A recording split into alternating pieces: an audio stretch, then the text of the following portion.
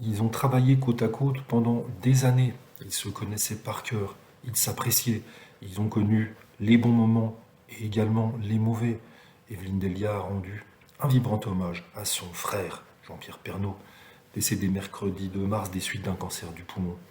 C'était plus que quelqu'un que je voyais tous les jours, c'était au-delà, c'était une amitié, c'était combien aussi de week-ends passés avec les copains a-t-elle lâché mercredi soir sur le plateau du JT de 20 heures avant de verser quelques larmes.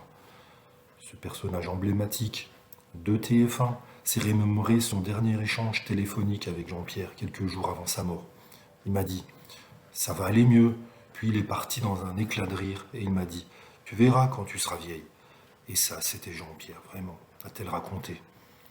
C'était le premier à ouvrir le journal par la météo, car pour lui, c'était l'information de la journée, savoir le temps qu'il allait faire dans l'après-midi. Il avait un sens extraordinaire de l'attente des téléspectateurs. Il aurait pu être directeur des programmes. Il avait un sens inné de l'info. C'était un passionné en plus, a ajouté Evelyne Delia au sujet de son ami. Un moment très émouvant, on a senti combien l'amitié était forte entre eux deux.